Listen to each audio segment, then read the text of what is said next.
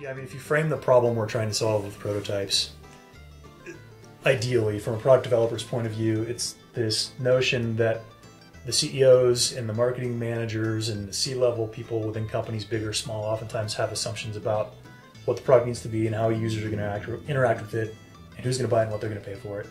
And history has shown us that those assumptions, more often than not, are incorrect. And yet people go way down the development path before realizing those things are wrong. So as product developers, we try to pull those decisions earlier into the development funnel. And these are just tools to do that, right? So physical prototypes are maybe mid-funnel. Virtual prototypes are now so easy to do, whether it's VR-based or just photoreal rendering on a computer screen.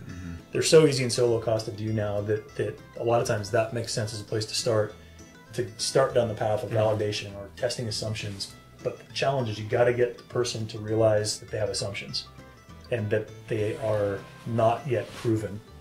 That's hard. You know, something interesting about what you just said is a topic that comes up for us with a more established company that's trying to bring a new product to market or conceptualizing a new product. You have a founder that is rock solid on this concept of how the customer uses it and who the customer is and all that kind of stuff.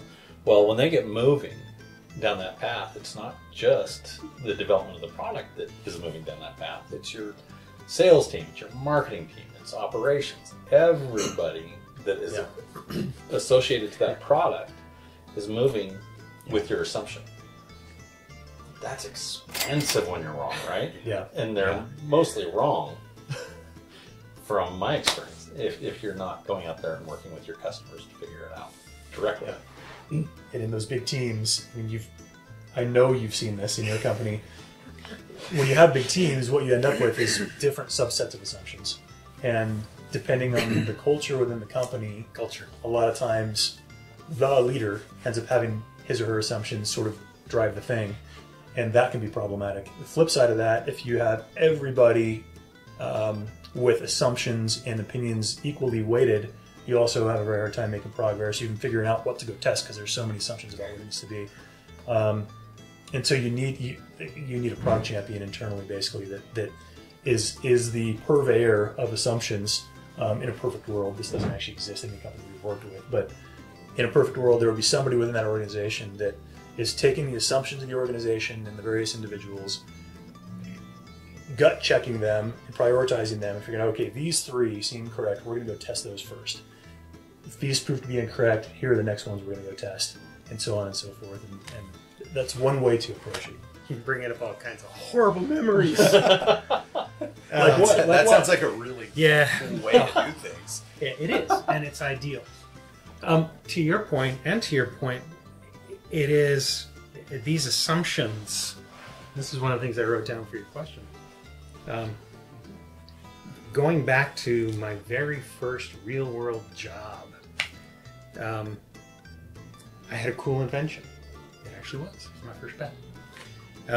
This company was developing intravenous pumps for use in the hospital, and the point of differentiation is that it uses standard tube sets, which are only about 10 cents a pop. So it'll save hospital systems hundreds of thousands of dollars a year. Our CEO, really nice guy, is an accountant.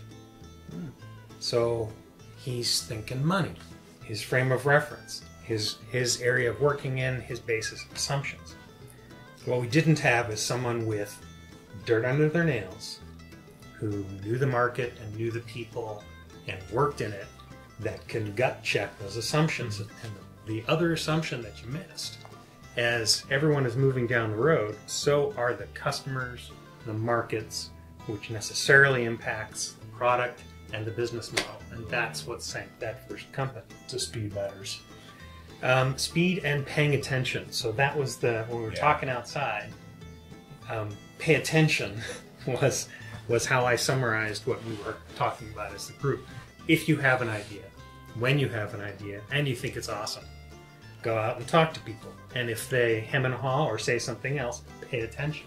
In this particular case, in this first company, we weren't paying attention to the fact that insurance was not reimbursing per event anymore to the hospitals. They were reimbursing as a diagnosis. So a hospital group would get a chunk of money to cover a treatment, not whatever it cost, but just a chunk of money. Our accountant, CEO, and the culture of the organization at the time was looking to save money for the hospitals, but the hospitals, I'm gonna get in trouble, hospitals didn't care.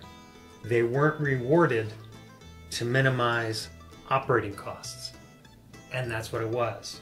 They were rewarded to minimize capital costs. So if they were given an IV pump or controller, they didn't care if the tube set cost $10. That went on the patient's bill, which the patient never saw because the insurance companies picked it up as part of the diagnosis. When you go out and you have coffee with 100 people, make sure you're having 100 conversations with the right people. Listen, but it's got to be the right people because people want to help. People have opinions. That's right. Make sure you're talking to the people that are actually in the food chain. You need to know all those different perspectives. It's so helpful. But if you're going to the local finance advisor and he's giving you marketing advice, I mean, I'm getting very general here.